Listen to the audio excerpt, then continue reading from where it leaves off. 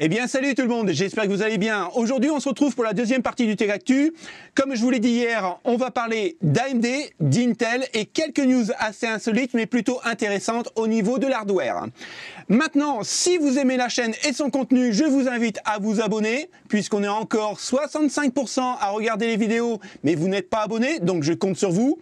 Activez la petite cloche pour les prochaines vidéos et bien sûr le petit pouce bleu, c'est la récompense. Maintenant on part sur la première news. La première news va concerner Forspoken, le jeu qui va bientôt sortir et malheureusement, et ça c'est vraiment dommage, les RX 400 et 500, par exemple si vous avez une 580, vous ne pourrez pas faire tourner le jeu tout simplement parce que apparemment AMD et bien sûr Square Enix sont un peu fâchés, donc AMD ne va pas publier de mise à jour driver pour les Polaris d'AMD, donc c'est vraiment dommage. Est-ce que ça sent vraiment la fin des séries 400 et 500 vu les prix actuels des cartes graphiques? Je pense que c'est vraiment dommage de la part d'AMD de ne pas suivre justement ces cartes graphiques. Tout au moins faire une mise à jour encore un an. Alors, je rappelle, on a souvent pesté pour les cartes AM5 qu'ils étaient vraiment hors de prix. Ça y est, AMD a soit pensé à nous, ou alors c'est la suite logique des choses, va nous présenter ces cartes mères AM5 vraiment pas chères. Donc, on les appelle les A620. Pour rappel, les A620 ne sont pas faits pour être overclockés au niveau des processeurs. Donc, imaginez-vous de prendre un Ryzen 7000 non X, ça serait juste parfait.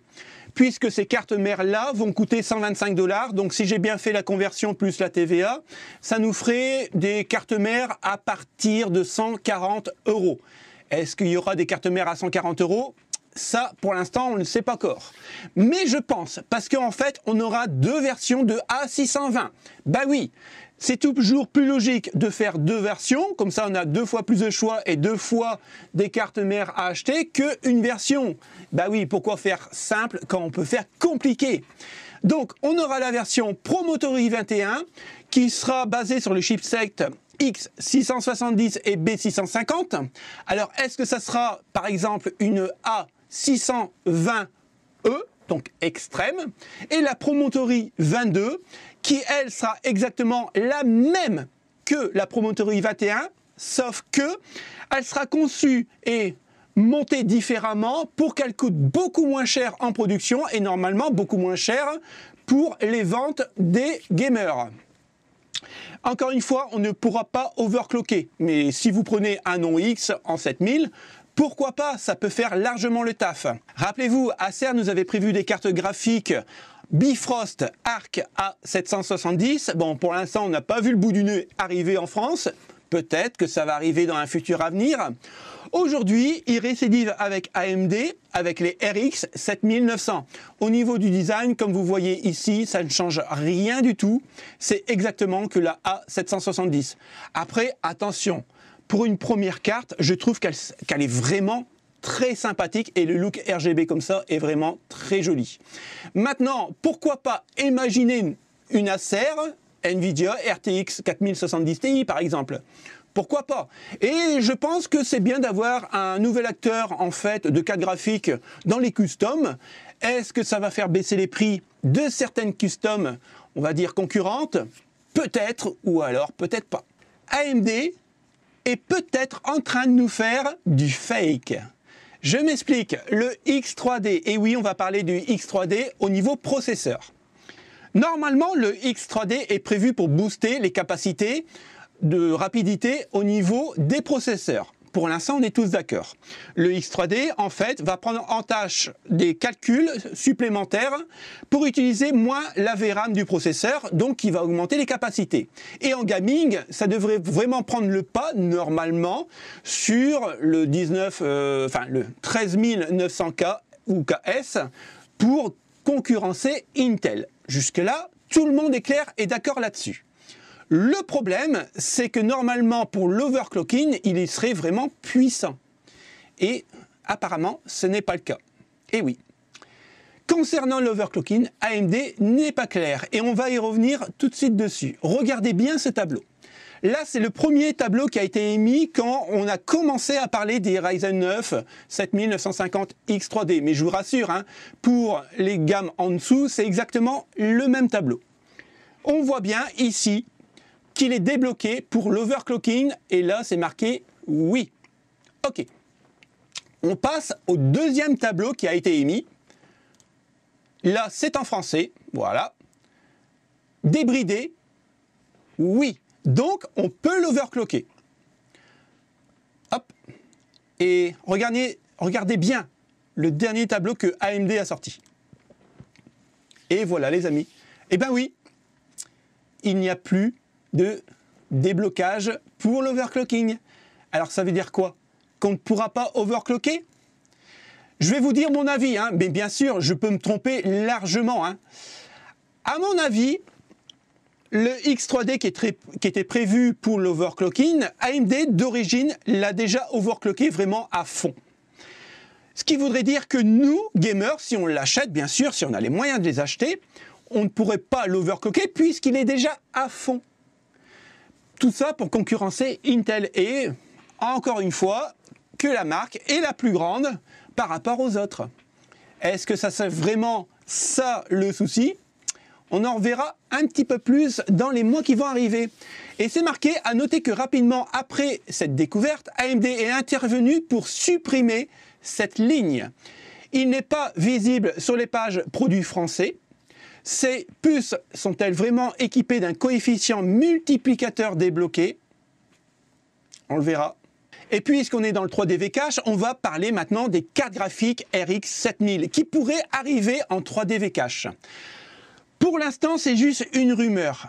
Mais quand on compare bien les séries RX 7900 XT, XTX par rapport au RTX 4000, franchement, ils sont coude à coude. Hein. Bon, bien sûr, la 4090 fait mieux et bien sûr, la 4090 Ti qu'on a parlé hier fera encore mieux qu'à 4090, et ce qui est logique. Mais ça voudrait dire que Nvidia est en train de répliquer avec la RTX 4090 Ti parce qu'ils savent que les RX 7000 3DV Cache vont arriver et qui pourraient battre la 4090 en place actuellement. Donc c'est pour ça qu'ils pallient ça en disant on a encore la plus grande parce qu'on a la TI maintenant. Et oui, et c'est peut-être pour ça qu'ils sont en train de faire la TI.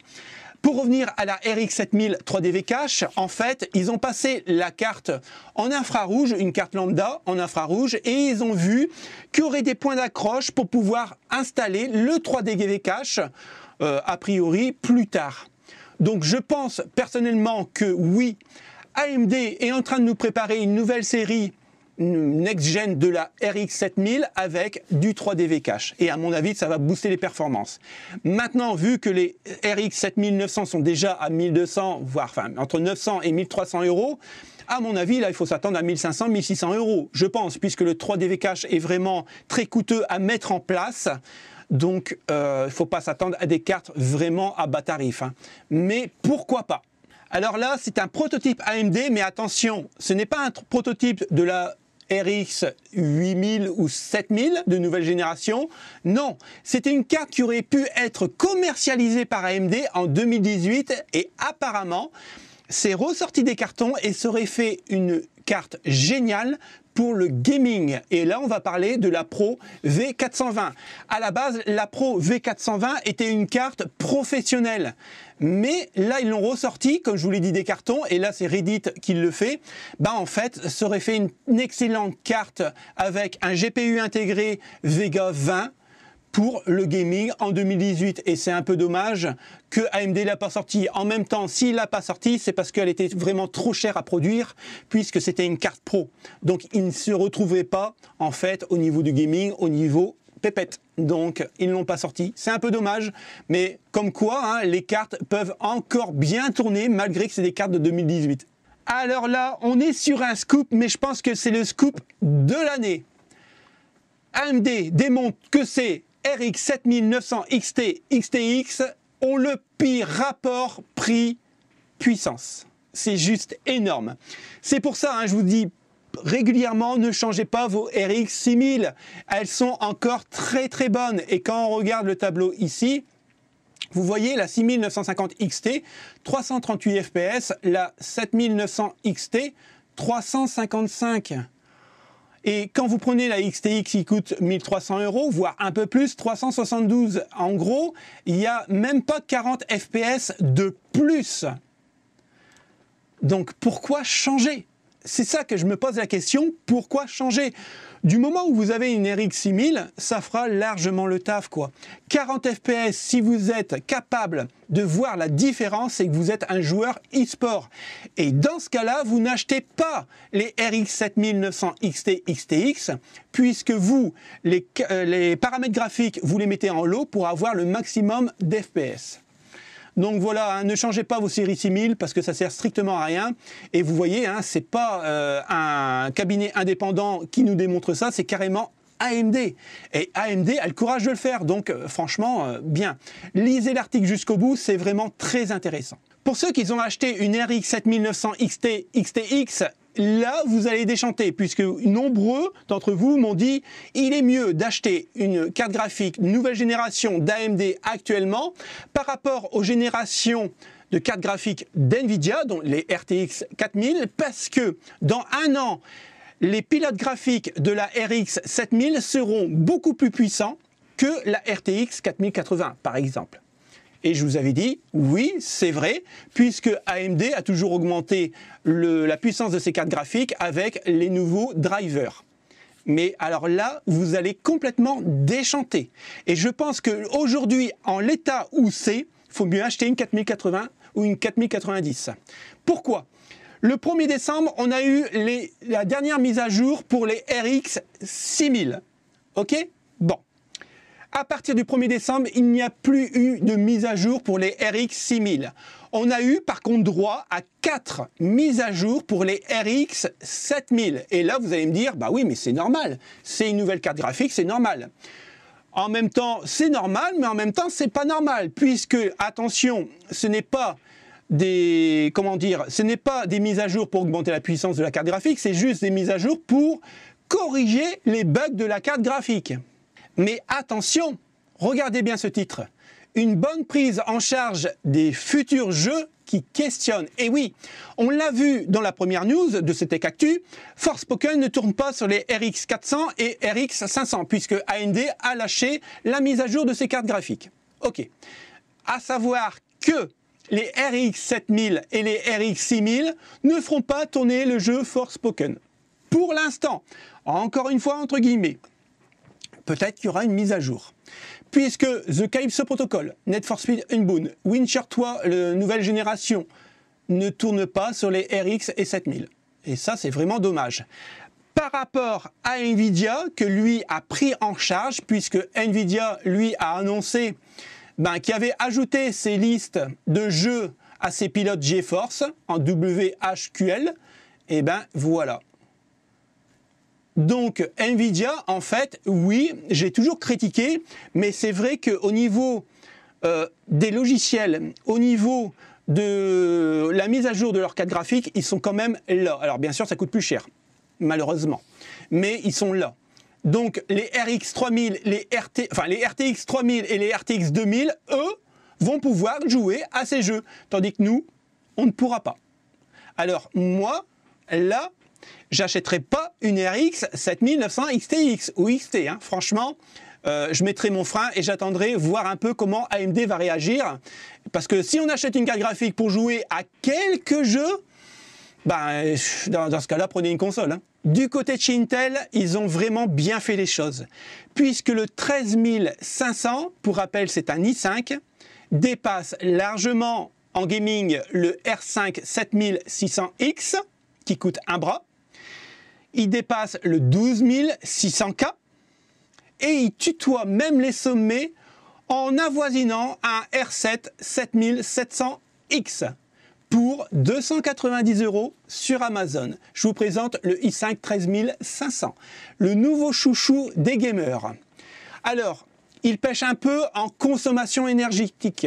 Il est au-dessus d'un 7600X, mais par contre, il fait le taf. Sans aucun problème. Et à mon avis, il va même détrôner son petit frère, le 13400F, par rapport au prix puissance. Je pense que je vais me faire plaisir en le prenant et en le testant sur la chaîne. Donc, AMD a vraiment des soucis à se faire avec sa plateforme AM5, puisque même un i5 13500 qui normalement n'est pas là pour rivaliser avec le haut de gamme du gaming de chez AMD, le 7600X, ben franchement, bravo Intel. Bon, c'est en bonne voie pour avoir au deuxième semestre les Meteor Lake. Alors, c'est pour les PC portables. On va avoir en fait des Meteor Lake qui consomment vraiment pas beaucoup puisque ça va concerner du 20 à 35 watts. Donc ça, c'est vraiment très intéressant.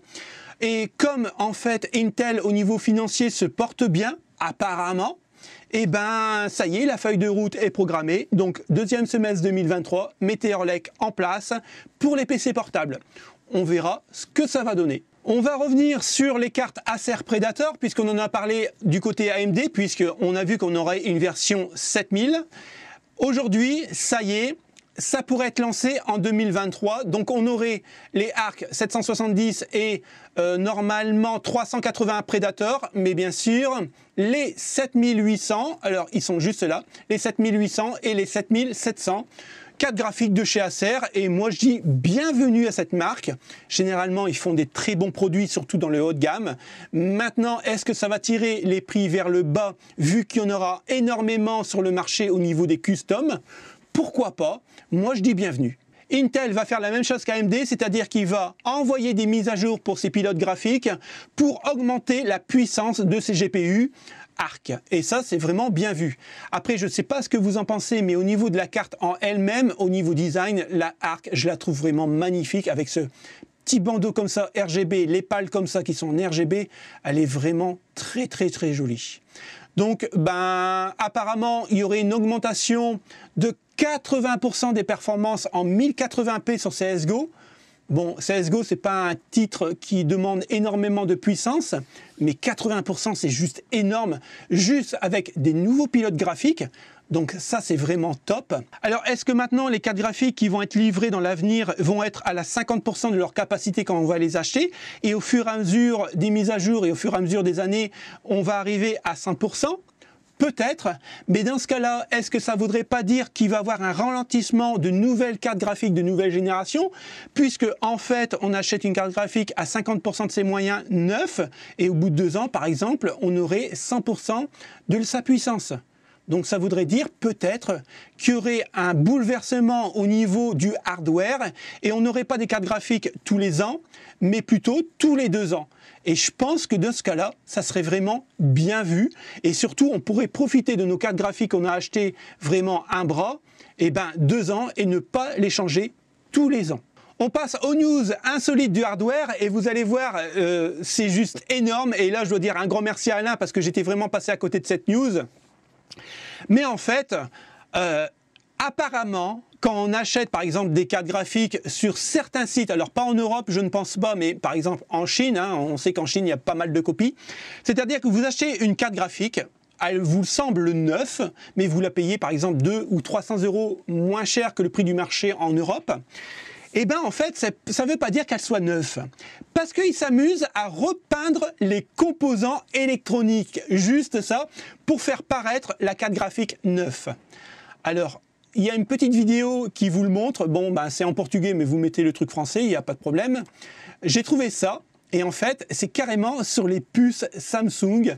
Là, vous pouvez le voir. Hop, regardez bien ici. Et ben, en fait, c'est repeint. C'est juste énorme, j'ai jamais vu ça. Alors, hop, on va passer en arrière. Là, c'est pareil, la puce a été repeinte pour la faire passer en neuf. Regardez ici. Là, ça a été repeint, mais quand on gratte bien ici, on voit que la peinture s'écaille. C'est vraiment très vicieux.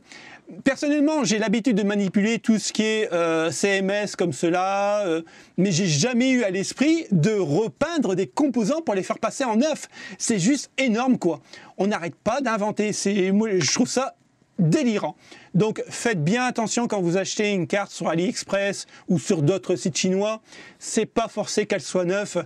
Donc encore un grand merci à Alain parce que franchement je serais passé à côté et c'est juste une grosse arnaque.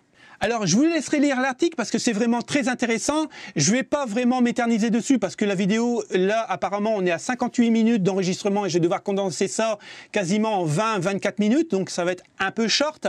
Par contre, pour le processeur russe, je trouve que c'est vraiment cool et je pense que une fois que tous les conflits seront vraiment enterrés, que tout redeviendra la normale, ça serait bien qu'en fait la Russie soit un acteur aussi au niveau du gaming par rapport à AMD et Intel, puisque un troisième concurrent, ça pourrait faire encore une fois chuter les prix et ça serait bien vu pour nous les gamers.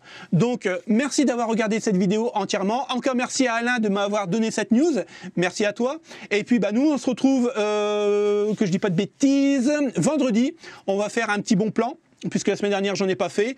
Et puis écoutez, passez une bonne semaine. Et puis n'oubliez pas, abonnez-vous, activez la petite cloche, pouce bleu, c'est la récompense. Merci à ceux qui vont le faire. Et à bientôt, salut!